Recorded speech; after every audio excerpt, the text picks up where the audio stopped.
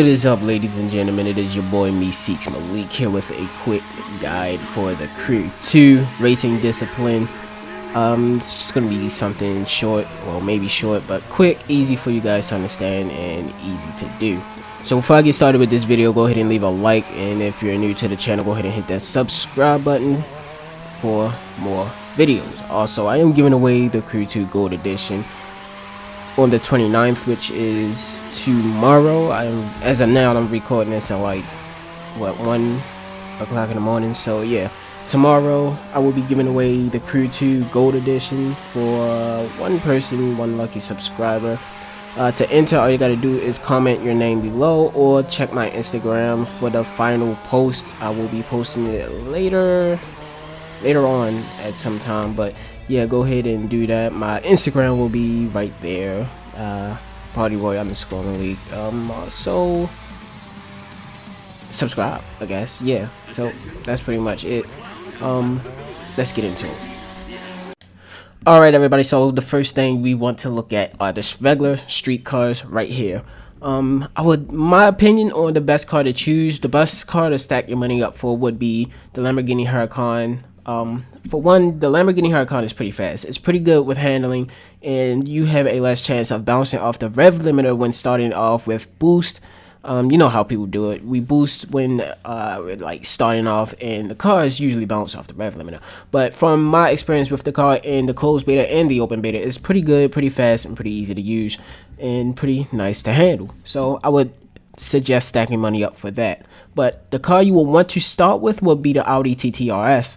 Because everybody's using it. No, not because of that. Because the Audi TT-RS does not have wheel spin. It does not suffer from the extreme wheel spin like the Mustang GT Fastback.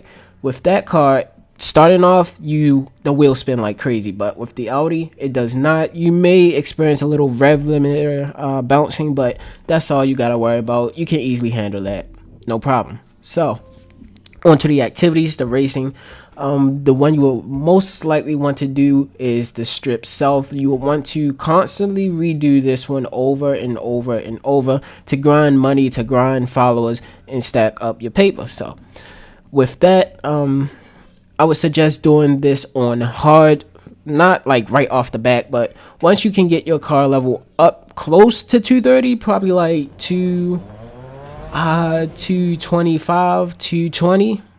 That's when you can start doing hard. If you have the Audi TT, it'll be a lot faster, a lot easier for you to do, and it'll bring your money up pretty high. Some people, the most I've seen some people get was 20,000. I've got up to 20,000 with the correct mods to it. But yeah, that's my opinion on that on the car you should use. Test it multiple times. And it is a pretty good car, nice to handle and very fast.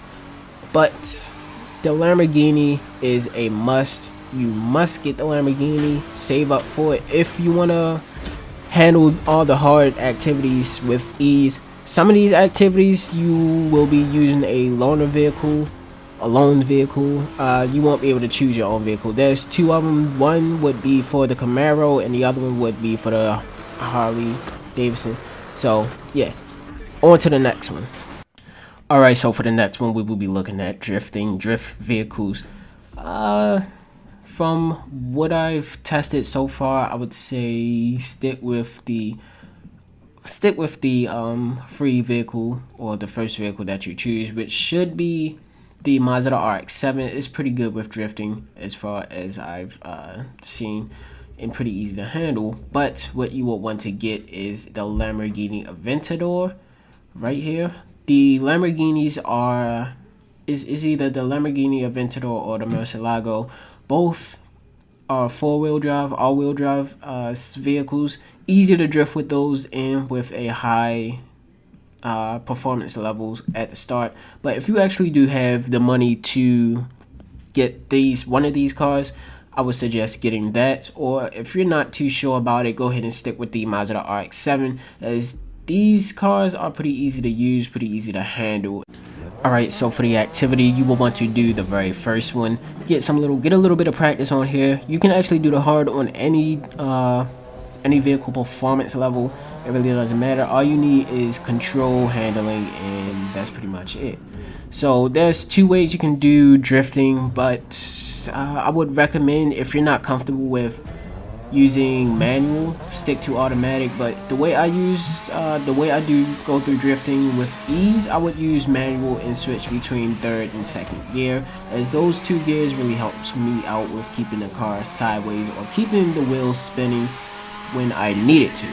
So like I said, there are two ways you go about it, but use what's more comfortable for you. Manual is more comfortable for me, and it helps me gain the score that I want.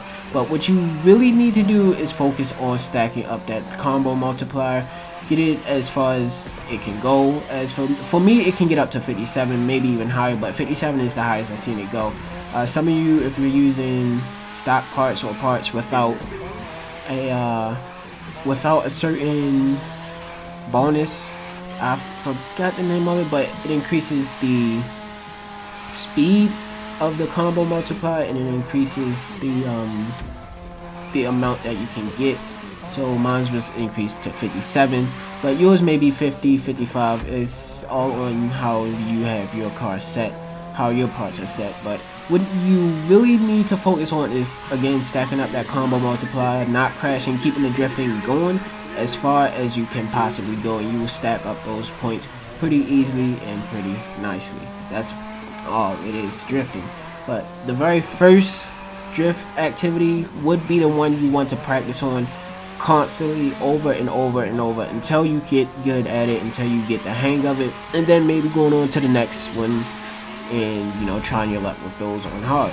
But like I said before, you actually do not need to have the recommended performance level, as this is pretty simple and easy to do. I don't see how anybody couldn't be able to do it, unless they're like pretty new and constantly hitting the walls.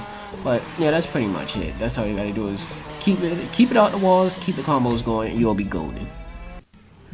Alright, so with drift done, let's go over to drag racing. Drag racing, the drag cars, I don't really think it matters which one you choose. Choose what car fits you, I guess, what car is best for you. I haven't really been into drag racing too much, but I would suggest using something like any Nissan, maybe, or if you can get a Mustang or the Dodge Challenger or the Nissan Skyline GTR. I would highly suggest, because it has potential. But if that's not what you want, if you want to make sure that you have like the highest performance level possible, I would go for maybe this right here, the Corvette Stingray 335. But that's the one I chose. That's, you know, my opinion on that. But it depends on your favorite, on your car, I guess. So choose what car you want, choose the car that's best for you, because it damn sure doesn't show top speed or how much power any of them are running. So the activity I would choose would be the first one for drag racing, just because it's just there. It's like a beginner type thing. So go ahead and redo this one over and over until you find yourself with enough, with like the highest the highest performance level you can get, and then maybe go through the rest of them. But it doesn't matter how you do it. Drag racing, I really don't know. So yeah, go ahead, do what you do, grab the car you grab, and do your best. Stack up your parts, get the highest performance level, and then start running through hard, and it'll be a little more simple for you and a lot easier. Alright, so last one here is are the exotic cars. The car I would suggest is not the Regera. Don't be fooled, people. It's not the fastest car on here. Less than 248, greater than, it doesn't matter what that says. It's not the fastest one on here, so don't be fooled by it. I might say go for either the Lamborghini, or maybe not the Lamborghini. I'll go for possibly the Wyra, maybe the Wyra, or the McLaren F1. These two cars seem to have shown some pretty good performance when I was playing or using them in the beta.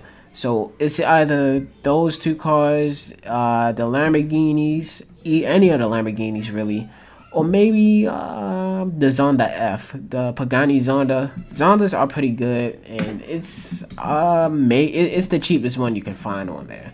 So again, choose either of them, but don't go for the Regera. One is overpriced and it's not the fastest car on there. You can easily outrun a Regera. It's again one gear, so people would say it's fast, but it's really not. Don't go for it at all. But yeah, the activity you would want to do is, it doesn't really matter. Do either activity. They give out pretty large amounts of money, but they're very fucking long. I haven't done any of them myself, but it doesn't really matter which one you choose. Choose one, win it. You know, stack up your performance level, and that's pretty much it. So we all know the race that I said in the beginning, for the street racing, for the regular, the South Strip. Do that one constantly. Do that one over and over to stack up the money, and you'll be good to go with the rest of the cars and stuff, choosing your cars and everything else. So that's pretty much it. That's all I got for you guys. Yeah, that's pretty much it. If you found this helpful, go ahead and leave a like, comment below, subscribe. I am MeeSeeksMalik. Peace out.